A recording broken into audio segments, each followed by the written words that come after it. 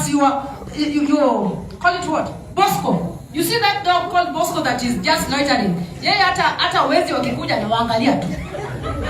And then he's there with his big belly calling himself, I'm a man. Ati I'm a man, you have to listen to me. For you to be a man, you have to provide. It is written in the Bible.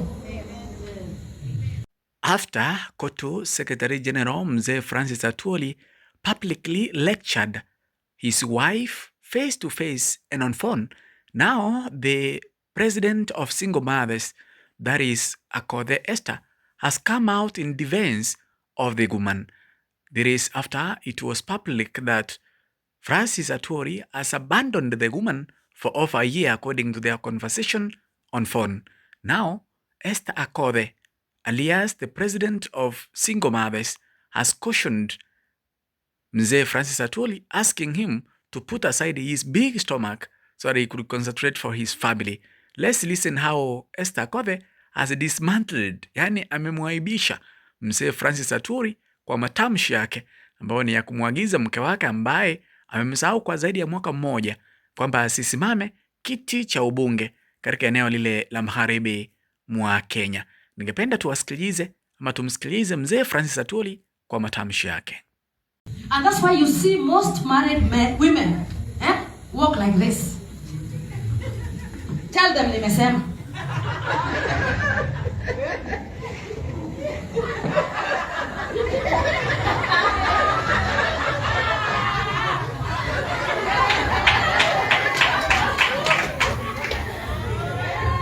Wait and see a single mother walk in the congregation.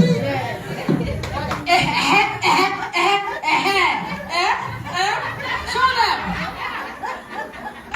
Leave my hands free so somebody can do what? Is it by force?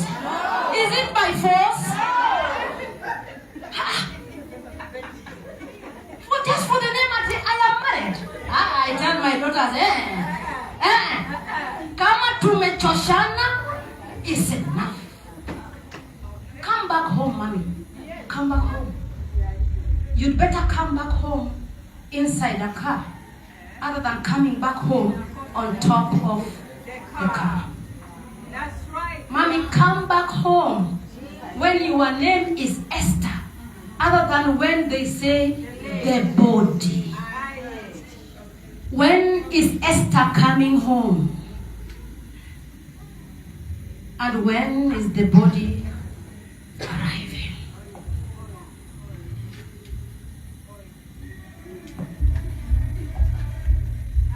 I don't know why I gave birth to girls, but I don't regret.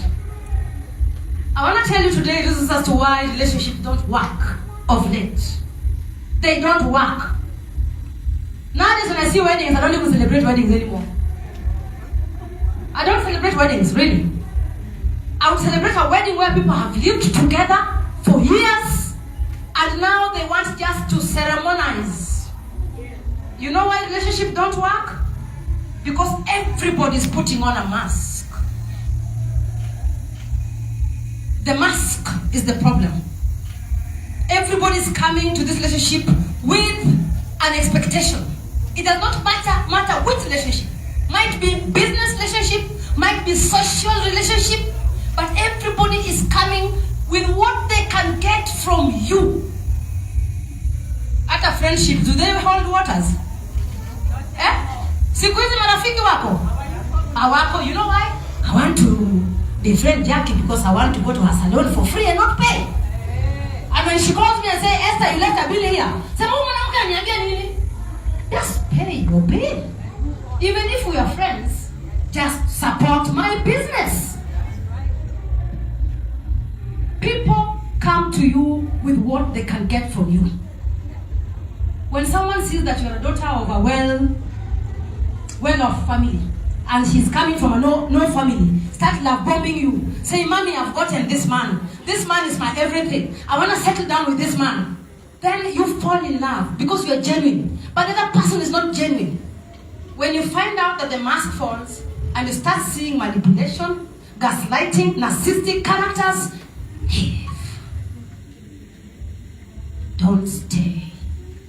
Because if you stay, we are gonna bury you. have dated a narcissist. I've seen friends of mine die and buried by living with a narcissist. And nowadays, my young girls, if you are dating someone, we're not going to talk about HIV test alone. We also need to do a background check. Who is this person? Where is he coming from? Who is his family? How is the family background looking like? Before we used to ignore these things, but trust you me, it's very important. I only learned that Omosh's girlfriend committed suicide in 2019 because of his character. And I almost committed suicide as well. Yes. You see that book? Just carry that book for me on the table. You have that book? Yes. I wrote that book during the time I was navigating whether to commit suicide or pick up myself. It was bad. I had a global wedding. It wasn't nowadays it's not a wedding anymore. It was a global embarrassment. And how did I get out of it? Courage. Courage is the currency that I'm operating with. Courage is the only currency that operates in a market where fear is the commodity on sale. I was wondering who has seen me fall. Nitaenda kuambia Wakenya namna gani sasa? Na vile niliwaringia ile harusi. Na ngao unataka. Akothee mtu mbaya kwenda. Akothee mnasema wewe una wivu wewe. You couldn't tell me shit. You couldn't tell me anything. But you know why? Because I am used to being bullied by Kenyans. So I think everything they're telling me is out of jealousy. So you people also learn to garnish me with a little bit of love. That's why I said we have to be friends with our daughters and our sons, so that when you even want to correct them, they know it's coming from a point of love and not a point of rejection. Kenyans have rejected me. Because they've never shown me love. Life appointed me as the Chief Executive Officer of Family Values. To those who are seated down here today and your marriage is still working, please make sure that when things go wrong, don't allow divorce to break your children. Some of us, it took us years to rebuild the trust of our children because of the choices we made in life. So as you have that book there, I want to go through the chapter so that everybody's involved. It's not just but a book. It's a life experience. It's a case study of how to navigate life. So, everyone has their copy? Chapter 1. To the young girls who are here, you're the one I'm talking to. You'll make so many mistakes, but don't forget to stand up, just like some of us did. Rebuilding from the fall. Rebuilding from the fall. When you hit the rock bottom, the only way is up. Hakuna jengine. Si ukianguka lazima usimame ama? Si unaenda tu alafu unaanguka. Then you have to stand up.